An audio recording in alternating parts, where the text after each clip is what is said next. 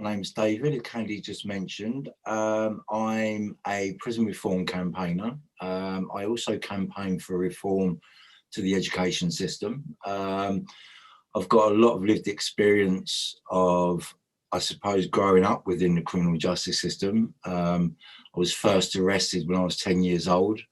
I'm going to be 52 this year. And in 3 days, sorry, where are we? We're on the 5th.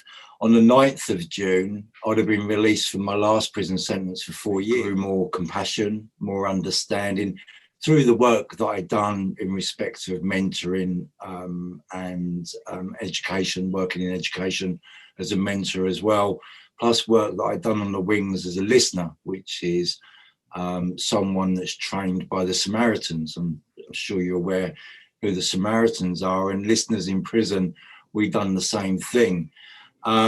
So it was kind of that all of that together made me become a better person, but it made me become a better person in prison.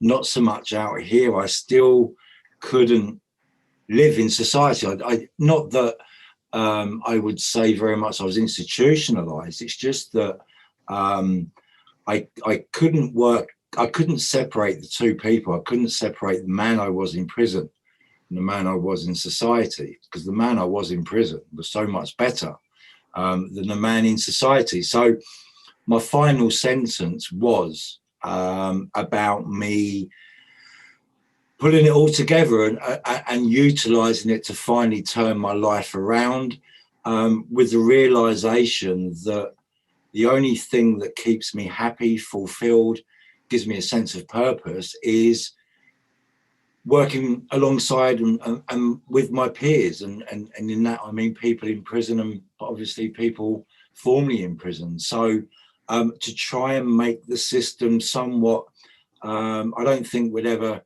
stop crime. I don't think we'll ever abolish prisons. However, what we can do is we can make sure that those who happen to find themselves in prison, and let's be honest, sometimes it's just through one silly mistake, one silly error.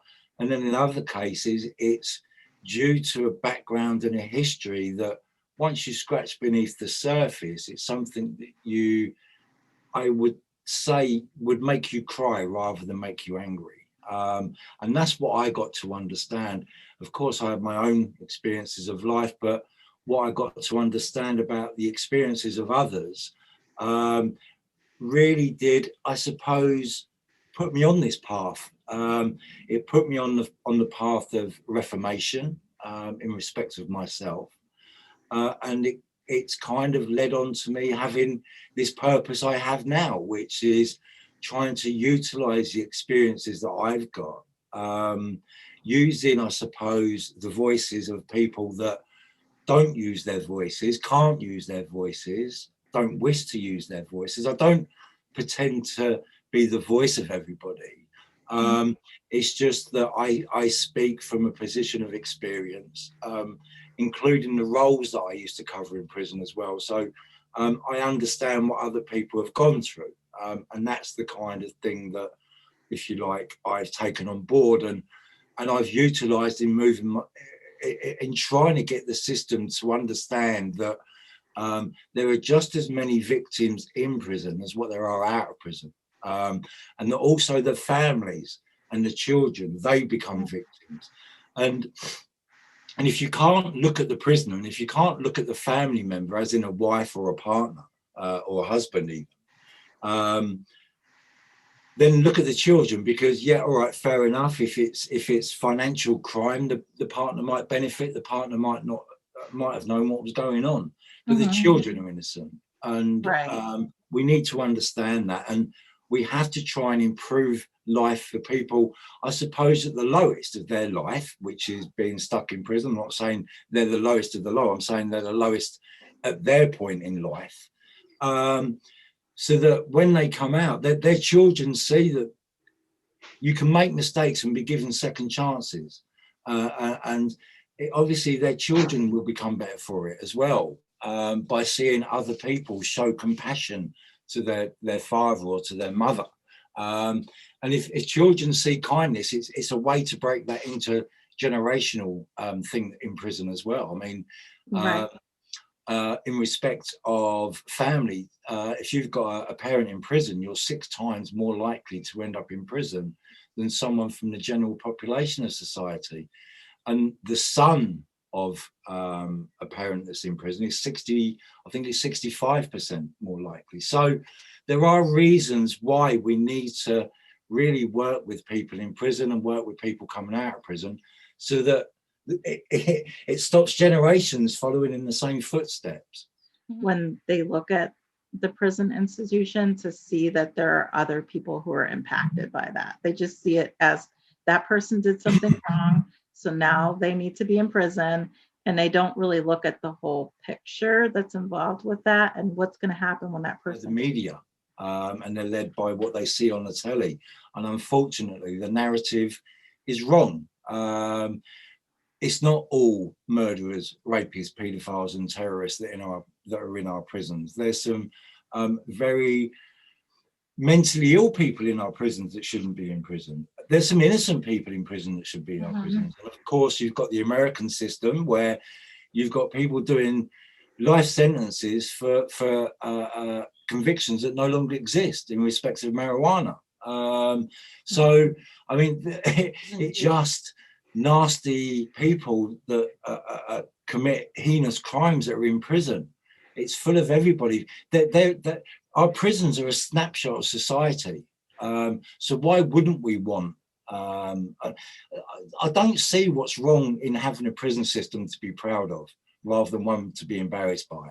And I think America's very much the same as we are here, that we're quite embarrassed by the fact that we have a prison system. But we need one. Crime's been around for thousands of years. You're not going to stop crime overnight, but what we can do is we can start showing a little bit more empathy and a little bit more compassion to those people that do find themselves trapped in the revolving doors of the criminal justice system. Everything, Penning Corrections, and it's between three of it. Penning Corrections is made up of myself, Ted Sherman, and a guy called Ollie France, to provide something to people in prison that was slightly different. And we both love poetry, and obviously that's what I was doing on the People Poetry's podcast with my mate Jimmy Bowman, who's the host of that. And we were talking about poetry. So Ted thought I'd be the perfect person, poetry and prison. So it really was just a case of, as I say, trying to get people in prison interested in haiku, it's a Japanese form of poetry that has an English version. The Japanese form follows a 5-7-5 syllables, 5 syllables, 7 syllables, 5 syllable pattern over 3 lines. But when it's translated into English, it's based on a Japanese sound called ong. I don't know if I've said it correctly. I've probably not pronounced it right. Ted's probably curling up like that. And it doesn't translate. So I think it was the Americans actually that created an English version. And it's made up of it's still the 3-line, and it's made up of 10 to 14 syllables. And it's literally about snapshot, but it's also about reconnecting. It's about being in the here and now, being present, and it's about connecting with what's around you, connecting with nature, connecting with yourself. So, and that's what poetry is about, but haiku very much so.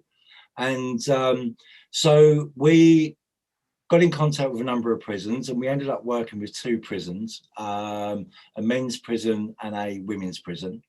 And I think it was 9 prisoners that we ended up working with. And through lockdown, so it's very difficult because it was all done via email.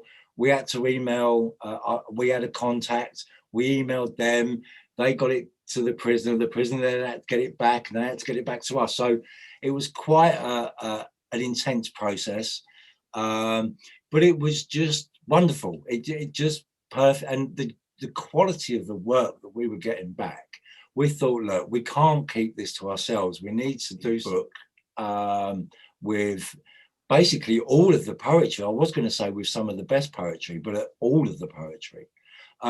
We've been, we've had a lot of support from the British Haiku Association. We've also had a lot of support from the International Haiku Association, based in America, who are going to be entering our book of poetry into a competition out there. We've already been shortlisted, so that's great news, but that's going to be next year. So we decided to do it through Crowdfunder, because in a way it was already about two people connecting, and then it was about myself and Ted connecting with people in prison. So why not get people out here to kind of jump on board as well and become a part of this project? Because again, as I say, it's all about connection, and it's about connecting the inside and the out. So we've done it through Crowdfunder. We hit target within 24 hours, even though it's a 28-day campaign. I think we got just under 300% of the target that we was after. And funny enough, actually, as we talk, the book has just been posted out to everyone that took part in that campaign. I'm pleased to say that we had extra books printed, and those books, we need to sort something out, but those books will soon be available to the public, and all the profits have gone to charity. We've got two charities here in England, Storybook Dads and Children Heard and Seen, or that negative, or this disaster in prison. Right. There's a bit of positive there. Right.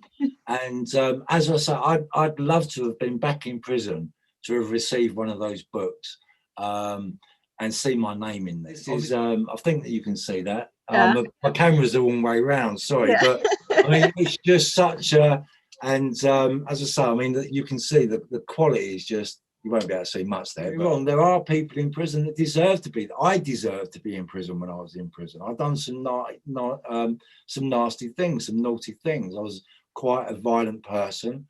I used knives, so I did deserve to be in prison. However, then it really is up to me as a person and up to the system itself to provide that resources and opportunity for me to kind of look back further, and all of that other stuff, those not excuses, but the reasons and the circumstances in which I was making my decisions. Once I sorted all that out, now I'm living this life. Judge me now. Judge me on who I am, not what I was. Now, right. And I'm doing a lot of good now. This isn't like blowing my own trumpet, but I know that I am making a difference. It's fact. It's not ego. And I don't really talk about the work that I do in public, because it isn't about me. I mean, it's not going to benefit me. I've got no intentions of going back to prison. So this isn't about me anymore. This is about my experiences.